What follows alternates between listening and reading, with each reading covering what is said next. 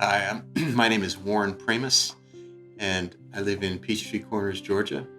A longtime member of Perimeter Church, and so I grew up in the Northeast, um, and my father was an engineer. And when I was very young, he taught me that there is no God. God is for weak people that need a crutch, and we're strong, so we don't need God. There were some friends of mine that lived down the street that were Christians, and I really liked them, but they had to believe in God. It was sad that they weren't strong like us. And when it came to singing the religious songs, I was to get down. I got down from the stage and went behind the curtain.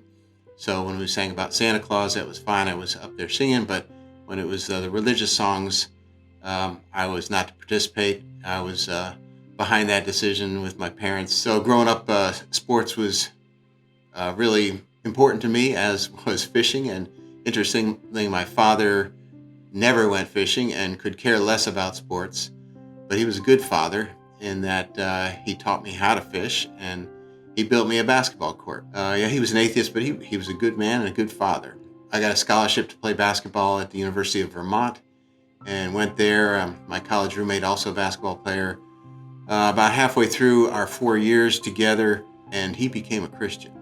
And he stopped running with me and our friends, and it really irritated me.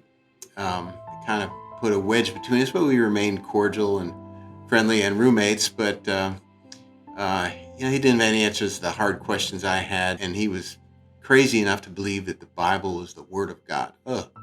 Got married shortly after college, and my wife was not a Christian, but she was not an atheist. About a year and a half into our marriage, she was pregnant and got bigger and bigger, and we found out we're having twins. And so I got all excited.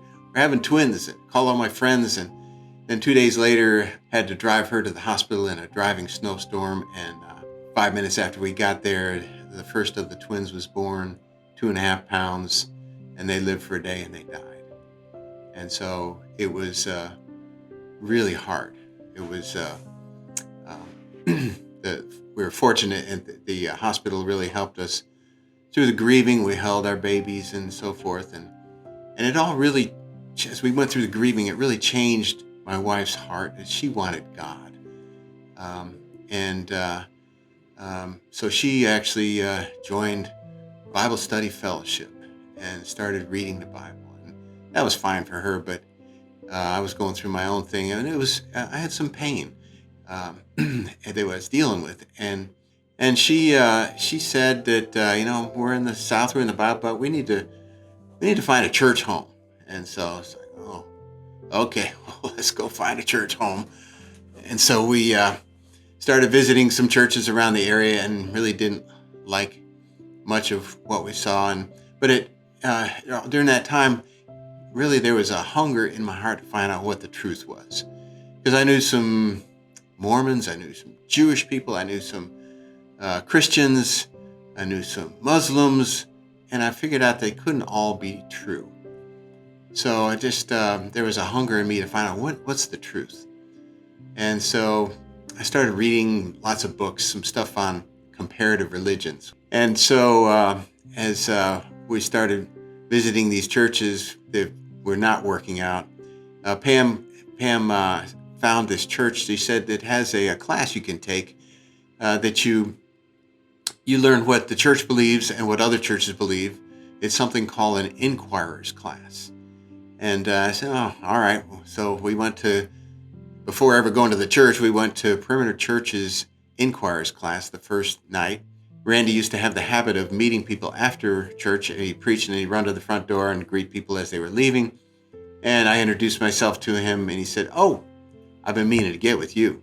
He gives me an assignment. I'm not used to that. But he gave me this assignment, and my assignment was to read the first 3 chapters in the book of John.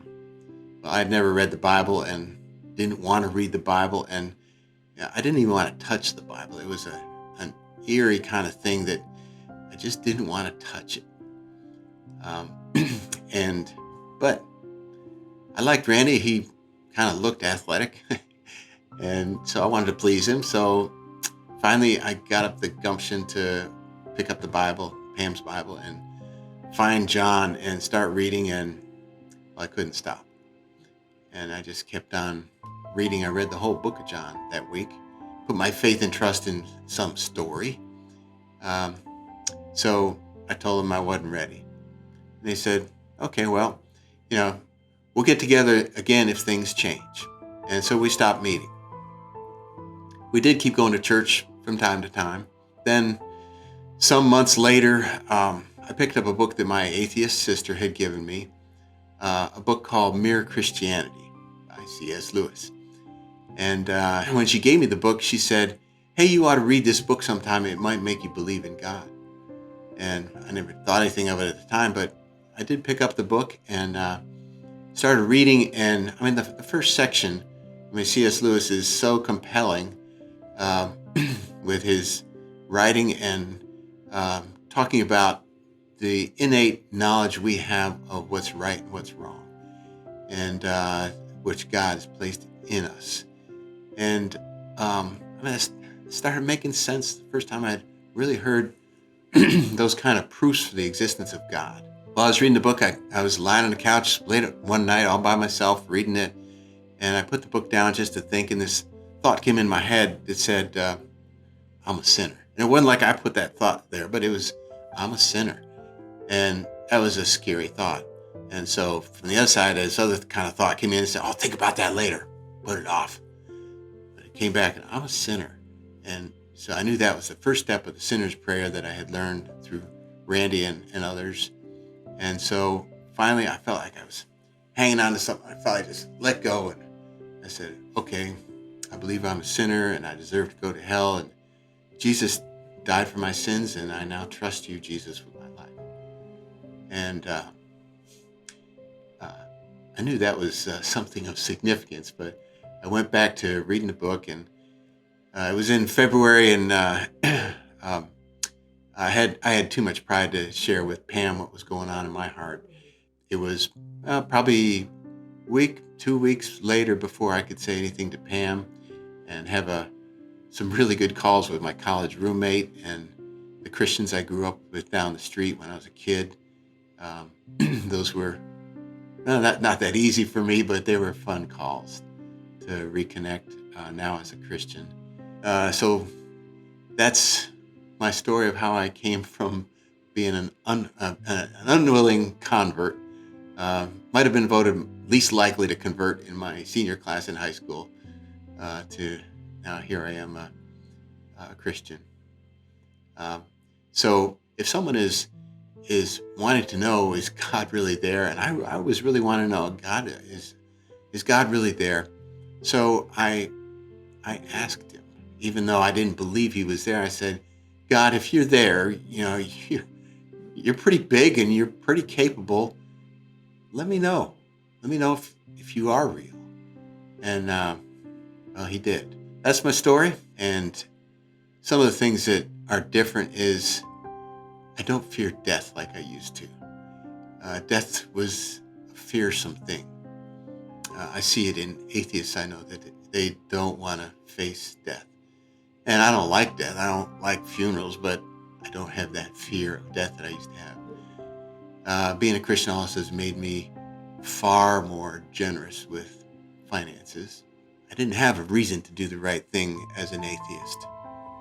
And I have hope for the future, for eternity. That's a significant thing that an atheist doesn't have.